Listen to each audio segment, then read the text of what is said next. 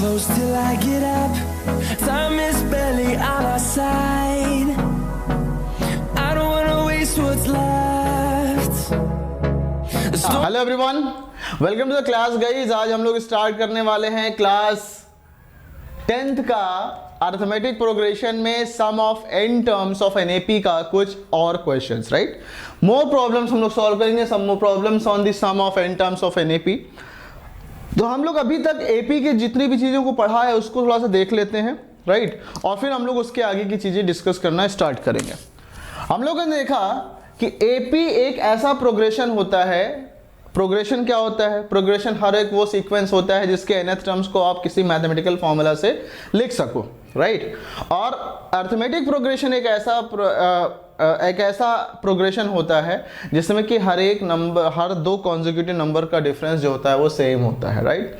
अपने लोगों ने कहा था कि अगर हमारे पास AP हमारा A हो, A plus D, right, A plus 2D, A plus 3D, like this and so on. तो यहां पे तुम्हारा जो फर्स्ट टर्म है, फर्स्ट टर्म जो है वो क्या है? That is A। Common difference क्या है? Right, common difference is D। First term is A, common difference is D। और हम लोगों ने ये देखा था कि अगर हम first term and common difference को निकाल लें तो हम बड़े आसानी के साथ में पूरे टर्म्स को बारे में बात कर सकते हैं, मतलब कि AP का हर चीज निकाल सकते हैं, राइट। हम लोगों ने देखा था कि जो nth टर्म है, राइट, Tn, उसका फॉर्मूला होता था A plus n minus 1 into D, right. Sum of n terms of AP जो होता था Sn is equal to n by 2 into 2a plus n minus 1 into D होता था, right. हम लोगों ने एक फॉर्मूला और देखा था कि sum of n terms of AP जो होता है, अगर लास्ट टर्म आपको पता हो, नंबर ऑफ टर्म्स पता हो और फर्स्ट टर्म पता हो तो ये होता है, राइट। इन सारी चीजों को हम लोगों ने आराम से डिस्कस किया। एंड द लास्ट टर्म जो होता है अगर n टर्म्स हो आपके पास तो that is this one, right. ये हम लोगों ने देखा था। nth term from the last, हम लोगों ने इसका एक फॉर्मूला देखा था। nth term from the last of an AP जो होता है वो होता था L minus n minus 1 into d. क्यों? क्योंकि इधर से जाने पे आपको कॉमन डिफरेंस D मिलेगा और उधर से आने पे आपको कॉमन डिफरेंस माइनस D मिलेगा, राइट। तो आई होप कि गाइस ये जितने भी फॉर्मूले हम लोगों ने पढ़ा था इसमें किसी को कोई दिक्कत नहीं है, राइट। आराम से आप सबको समझ में आया,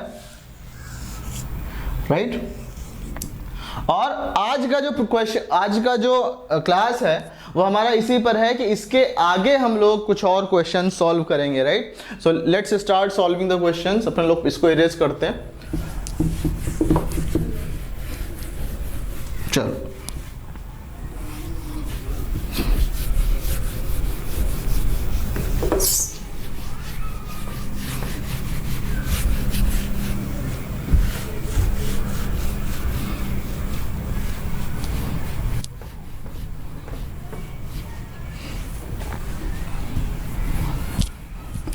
ओके, तो क्वेश्चन है हमारे पास कि insert 4 numbers between 12 and 72 such that the resulting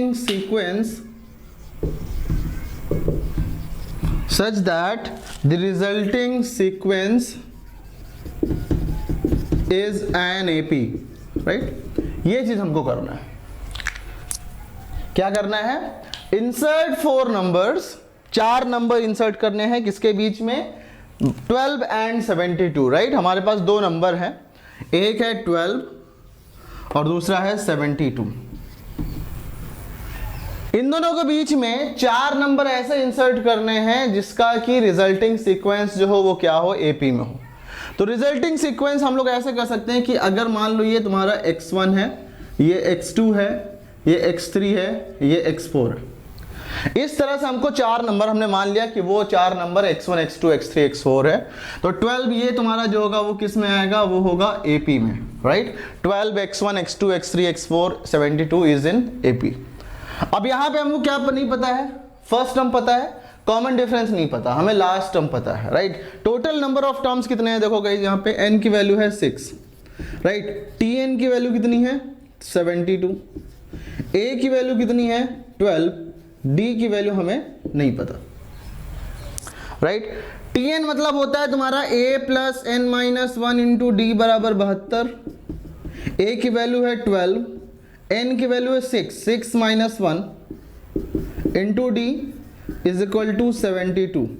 तो यह आ गया 5d is equal to 72 minus 12, right. 72 minus 12 मतलब कि 60, तो आपका आ गया 5d is equal to 60 and therefore d is equal to 60 upon 5, मतलब कि d इज इक्वल टू हो गया आपका 12,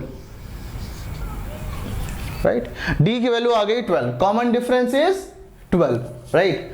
जब कॉमन डिफरेंस 12 आ गया तो हमें ये चारों नंबर पता करने हैं, तो आप बता दो ध्यान से क्या होगा। ये पहला नंबर आपका आ गया 12, दूसरा वाला क्या होगा 12 प्लस d यानी कि 24, फिर कॉमन डिफरेंस इज 12, 36, राइट, 48, 60, 72। तो आपके पास जो बीच में जो नंबर आया 4 वो आया 24, 36, 48 और 60, राइट। तो इस तरीके से हम लोग इस तरह के क्वेश्चंस को कर सकते हैं आसानी के साथ में। चलते हैं guys, let's solve next question.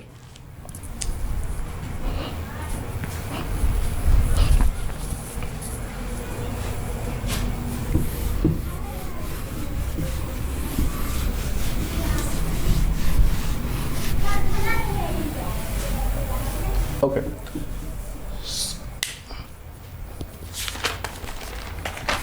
चलो तो let's solve the next question. Question है if the ratio of n terms, if the ratio of n terms, if the ratio of n terms of two APs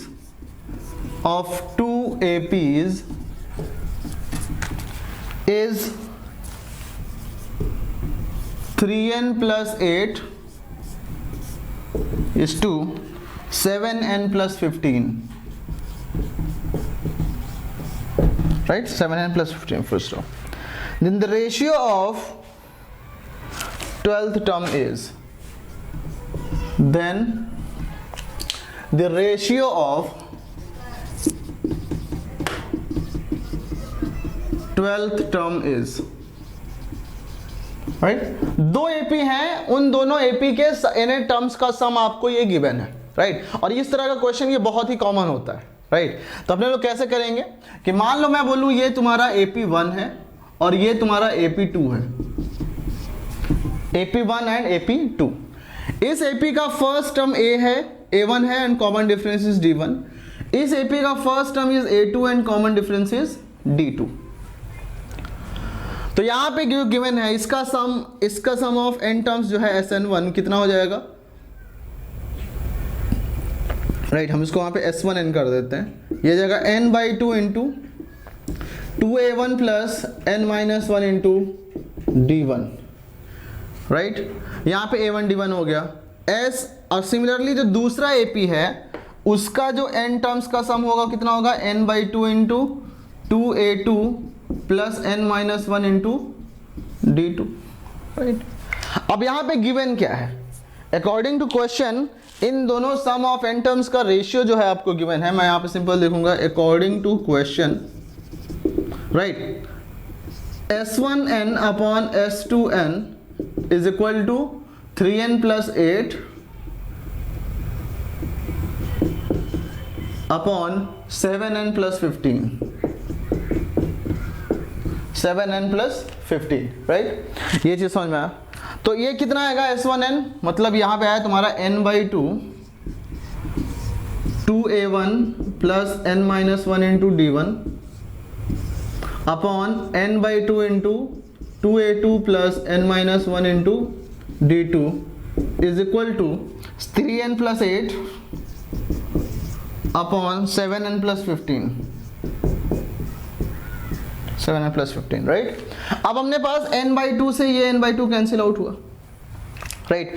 हमें मिलेगा ये 2A1। तो हमने कहा 2 से अगर दोनों साइड में डिवाइड कर दें तो क्या मिलेगा यहाँ पे, तो ऐसे देखो पहले क्या मिला, 2A1 plus n-1 into D1 upon 2A2 plus n-1 into D2 बराबर 3n plus 8 upon 7n plus 15, 3n plus 8 upon 7n plus 15, हमें ये मिल गया, राइट। हमें चाहिए क्या, ratio of their 12th terms. तो यहाँ पे हमें रेशियो ऑफ 12th टर्म का मतलब है कि a1 plus 11d1 upon a2 plus 11d2, right. हमें चाहिए ratio of 12th terms. Ratio of 12th terms मतलब कि ये तुम्हारा t1 पहले वाला जो 12th टर्म हो जाएगा वो हो जाएगा a1 plus 11d1 upon a2 plus 11d2। तो मतलब हमको इसकी वैल्यू चाहिए, यहाँ पे a1 चाहिए, उसके लिए यहाँ पे हमको 2 से डिवाइड करना पड़ेगा। 2 से अगर डिवाइड करेंगे तो हमको मिल जाएगा ये a1 plus n minus 1 upon 2, हमने क्या किया 2 से डिवाइड कर दिया d1 upon a2 plus n minus 1 upon 2 d2 is equal to 3n plus 8 upon 7n plus 15, right. हमें चाहिए a1 प्लस 11d1, मतलब d1 का जो मल्टीप्लीकेशन है d1 एंड d2 का वो कितना होना चाहिए, 11 होना चाहिए। और यहाँ पे कितना है n माइनस 1/2, तो हम कहेंगे if n minus 1 upon 2 is equal to 11। अगर मैं इसकी वैल्यू 11 पुट कर दूं तो यही वैल्यू हमें चाहिए, तो ये कितना आ जाएगा यहाँ से, याद देखो यहाँ से n की वैल्यू कितनी आ रही है, 11 दूनी 22 1 23, राइट। तो देयरफॉर आपको मिल जाएगा a1 प्लस n माइनस 1/2 की वैल्यू 11 रख दिया upon a2 plus 11d2 is equal to n की, जब हमें n माइनस 1/2 की वैल्यू 11 रखेंगे तो n की वैल्यू कितनी आ रही है 23, तो ये आ जाएगा 3 into 23 plus 8 upon 7 into 23 plus 15, right. ये कितना आएगा 23, 23 इंटू 3 69, 69 प्लस 8, तो 69 plus 8 is 77 upon 23 into 7, right. तो ये कितना आ जाएगा 7 3 21 1 2 7 14 तो 16, 161 प्लस 15 ये आएगा तुम्हारा 176, 176 प्लस 15 181 एंड 191 आ जाएगा, राइट। तो देखो गाइस ध्यान से यहाँ पे अपने को मिला a1 प्लस 11d1 और ये क्या है, ये तुम्हारा 12th टर्म आ जाएगा फर्स्ट AP का, ये आ जाएगा 12th टर्म सेकेंड AP का, इसकी रेशियो आ गया 77 अपॉन 191, राइट। इसको आप सॉल्व करके देख लो, अगर और मिनिमाइज कर सको, 7 से कट होगा ये, बट ये 7 से नहीं कट होगा, तो आई थिंक ये 77 अपॉन 191 इज द आंसर। इसको हम एज इट इज यहीं पर छोड़ देंगे, राइट। आई होप कि ये चीज समझ में आया, राइट। तो चलते हैं गाइस नेक्स्ट क्वेश्चन सॉल्व करते हैं और इसको आप नोट कर लो।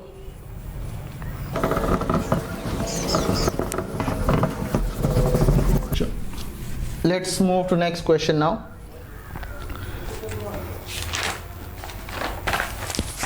ओके, जो नेक्स्ट क्वेश्चन है हमारे पास वो ये है कि sum of 6 consecutive odd numbers, 6 consecutive odd numbers is 120, right? Find the smallest and largest odd number. Find the smallest and largest odd number. ये देखो सम ऑफ AP के हेल्प से हम कैसे प्रॉब्लम सॉल्व कर सकते हैं यहाँ पे, right. Sum of 6 consecutive odd numbers is 120, then the smallest and largest odd numbers आपको पता करना है, राइट। ओके, सबसे इंपॉर्टेंट चीज है मैं ऑड नंबर्स लिखूं लाइक 1 3 5 7 9 डॉट डॉट डॉट। अब देखो अगर आप कहीं भी कॉन्जिक्यूटिव ऑड नंबर्स लिखोगे तो बीच में जो डिफरेंस है वो आपका 2 आएगा। कॉमन डिफरेंस आपको कितना मिलेगा, 2 मिलेगा। हमें चाहिए 4 consecutive odd numbers. 4 consecutive odd numbers का मतलब क्या है, जो ऑड नंबर हम अज्यूम करते हैं वो अज्यूम करेंगे क्या 2x + 1 या 2n + 1। तो मैं मान के चलता हूं कि let the first odd number be, right. या सोचो हम ऑड नंबर बी हमने ले लिया 2x + 1, राइट। सिंपली 2x + 1 ले लें। अगर 2x + 1 लेंगे तो नेक्स्ट वाला क्या होगा, 2x + 3 हो जाएगा, 2x + 5 हो जाएगा, 2x प्लस 7 हो जाएगा, क्योंकि दो दो का डिफरेंस होगा। हमें चाहिए 6 कॉन्जिक्यूटिव, तो ये क्या होगा 2x प्लस 9 हो जाएगा एंड 2x प्लस 11 हो जाएगा। तो एक तो तरीका है कि इन सब को सम करके 120 कर लो, x की वैल्यू निकाल लो, आसानी के साथ आपने कैलकुलेट कर लिया। दूसरा, अगर AP का यूज करके करें, हमने कहा कि भाई लेट फर्स्ट कॉन्जिक्यूटिव नंबर जो है आपका, या फर्स्ट स्मॉलेस्ट ऑड नंबर जो है, फर्स्ट ऑड नंबर बोल दो, या let smallest odd number is x, सिर्फ x मान लिया। तो नेक्स्ट टर्म्स होंगे वो क्या होंगे, x plus 3, x plus 5 and so on, जो भी है। हमें सम ऑफ 6 टर्म्स कितना है, 120 गिवन है। ये आ जाएगा 6/2 इंटू 2a, a की value first term is x plus n-1 into d, n की वैल्यू है कितनी 6 माइनस 1, d की वैल्यू कितनी है, common difference is 2, that is 120। यहां से कैलकुलेट करके आप आसानी के साथ d की वैल्यू निकाल सकते हो। 6 1 जा 1, 6 20 से कैंसिल, 2 कॉमन ले लो यहाँ पे, तो आ जाएगा आपका x plus 5 right is equal to 20। यहाँ से x 2 से 2 कैंसिल आउट हुआ, x plus 5 is equal to आ गया आपका 20, therefore x is equal to 15। x की वैल्यू 15 आ गया, तो आगे वाले जो ऑड नंबर्स होंगे कितना हो गया, 15 17 19 21 23 25 राइट। आप इनको सम ऐड करके देख लो, 120 आ जाएगा राइट। तो एक तो ये तरीका है क्वेश्चंस को सॉल्व करने का। आई होप कि इसमें किसी को कोई दिक्कत नहीं है। Let's solve the next question. और दूसरा ये वाला आसान है, जिसको कि बिना एपी के कर सकते हो आप आराम से। ये ज्यूम करो, सम करो 120 और कैलकुलेट कर लो। इसका काम तब फेल हो जाता है जब यहाँ पे बोल देता वो 120 6 टर्म्स नहीं बल्कि 40 टर्म है, 50 टर्म है, तो वहाँ पे ऐड करना दिक्कत होता है। तो आप आसानी के साथ ऐसे निकाल सकते हो।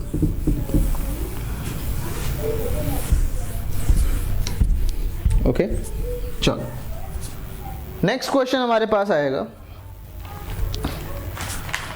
सम find the 50th term of a sequence. यहां पे गिवन है if Sn is equal to, आपको गिवन है 2n स्क्वायर प्लस 3n।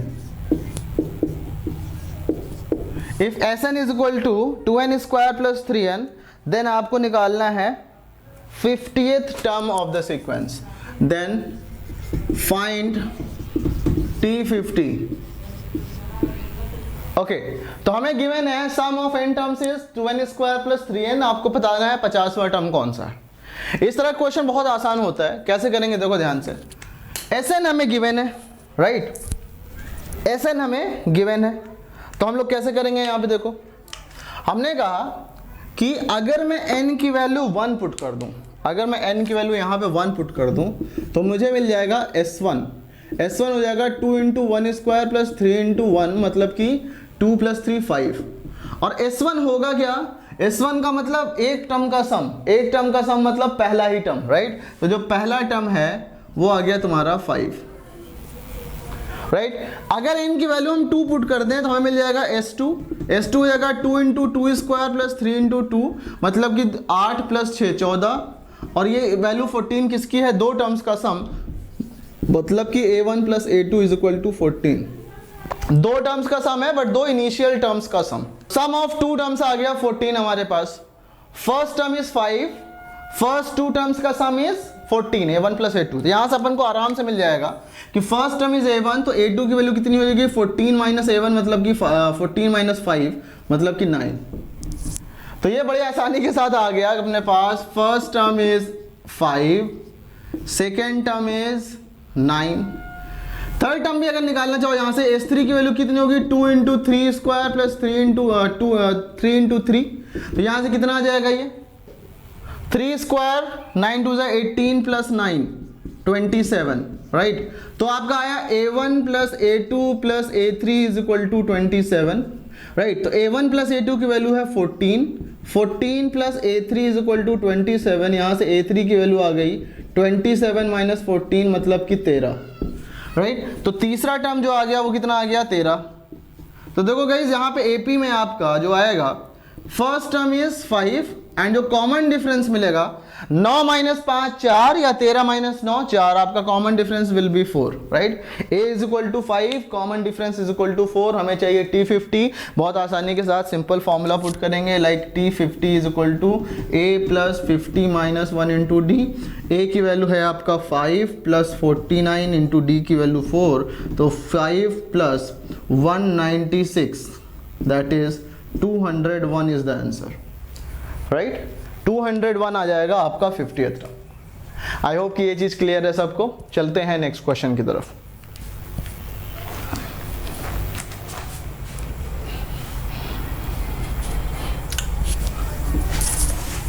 तो इसको नोट कर लो आप लोग। ओके, तो नेक्स्ट क्वेश्चन है,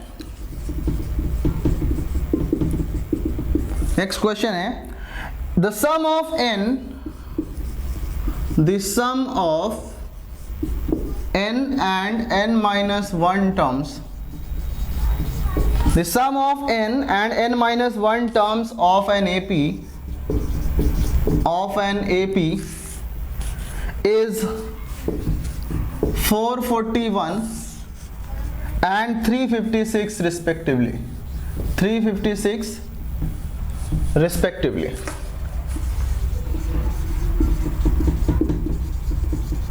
Right? Okay. If the first term of the AP is 13, मैं short में if A is equal to 13, right? And the common difference is equal to, and the common difference is equal to the number of terms of this AP, right? Then find common difference is equal to what? ये question है बहुत अच्छा सा, right. इसको solve कर लेते हैं हम लोग। तो अब ये क्वेश्चन जो है गाइस, जो बहुत ही इंपॉर्टेंट क्वेश्चन है, मैं आपको ऐसे समझाता हूँ।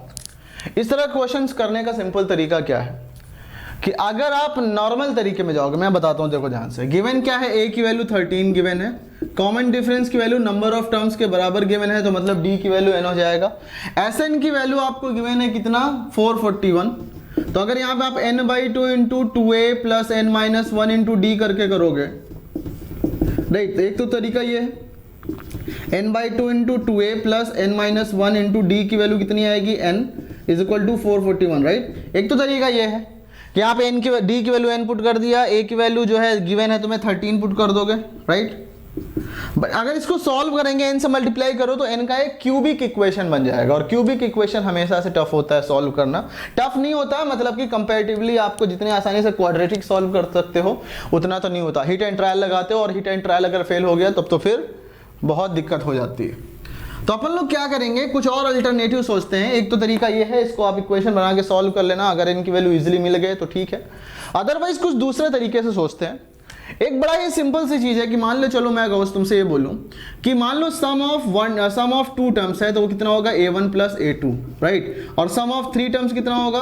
ये होगा तुम्हारा a1 plus a2 plus a3, right. या फिर ऐसे बोलूं मैं कि सम ऑफ n टर्म्स कितना होगा? सम ऑफ n टर्म्स होगा t1 plus t2 plus t3 plus dot dot dot dot dot dot plus tn minus 1 plus tn, right. तो आप यहां पे देखो, sum of n terms is t1 plus t2 up to tn। t1 से लेके tn minus 1 तक के terms को, इसको हम लोग लिख सकते हैं sn minus 1, right. Sum of n minus 1 terms, तो ये आ जाएगा sn is equal to sn minus 1 plus tn, right. तो यहां पे जो आपको tn मिलेगा वो मिलेगा sn माइनस 1, राइट। ये आपको मिलेगा tn is equal to sn minus 1, और ये बहुत ही इंपॉर्टेंट फॉर्मूला है, राइट, कि आपको nth टर्म निकालना है तो tn is equal to sn minus 1। ये कभी भी आप यूज कर सकते हो हर केस में। यहां पे यही चीज हमें गिवन करना है। आपको n and n minus 1 terms का सम गिवन है, लाइक आपको sn कितना गिवन है? 441 गिवन है। sn माइनस 1 कितना गिवन है? आपको गिवन है 356। तो अगर हम यहाँ पे करें कि sn माइनस 1 कितना होगा? माइनस करो 5 8 85, राइट। यस 85। तो Sn माइनस मतलब कि आपका क्या Tn is equal to 85, right. Tn is equal to आ गया 85 बड़े आसानी के साथ में, और Tn होता है a plus n minus 1 into d बराबर 85। a की वैल्यू है 13 plus n minus 1 into d की value n is equal to 85। देखो ये आसानी के साथ क्वाड्रेटिक इक्वेशन बन गया और उसको आराम से फैक्टराइज किया जा सकता है, राइट। तो क्या मिलेगा हमें यहाँ पे n into n minus 1 is equal to 85 minus 13 मतलब कि तुम्हारा 272। तो यहाँ देखो n square minus n is equal to 72, n square minus n minus 72 is equal to 0। इसको सॉल्व करेंगे, 9 8 जा 72, 9 माइनस 8 तो ये आ गया n square minus 9n plus 8n minus 72 is equal to 0। यहाँ से सॉल्व करो n minus 9 into n plus 8 is equal to 0, right. इसको फैक्टराइज करके आप लोग देख लो, राइट। यहाँ पे वैल्यू क्या मिलेगा हमें, n की दो वैल्यू, एक तो n की वैल्यू 9 और दूसरा n की value minus 8। Number of terms negative हो सकता है क्या? Number of terms can never be negative. तो नंबर ऑफ टर्म्स की वैल्यू निगेटिव नहीं हो सकती है, मतलब कि ये वैल्यू डिस्कार्ड हो जाएगा। n की value 9 is the answer, right. हमें आ गया n की वैल्यू 9, कॉमन डिफरेंस भी तुम्हारा 9 हो जाएगा क्योंकि d की वैल्यू n के बराबर। अच्छा, कॉमन डिफरेंस माइनस 8 हो सकता था, लेकिन यहाँ पे बोला गया है common difference and number of terms दोनों बराबर हैं, तो नंबर ऑफ टर्म्स तो माइनस 3 टर्म्स तो हो नहीं सकता, माइनस 8 टर्म्स तो हो नहीं सकते, तो इसलिए हम नेगेटिव नंबर को नहीं चूज करेंगे। आई होप कि ये क्वेश्चन का ही समझ में आया आराम से, और इस तरीके से हमारा ये कुछ एडवांस प्रॉब्लम्स कहेंगे वो हमारा खत्म होता है। बाकी कुछ और एडवांस प्रॉब्लम्स जो हम लोग करेंगे वो नेक्स्ट क्लास में करेंगे। तब तक के लिए गाइज मिलते हैं नेक्स्ट क्लास में, और हाँ बिल्कुल चैप्टर सॉल्व कर लेना, क्वेश्चंस लगा लेना, फिर जाके मिलते हैं नेक्स्ट क्लास में। सो बाय बाय।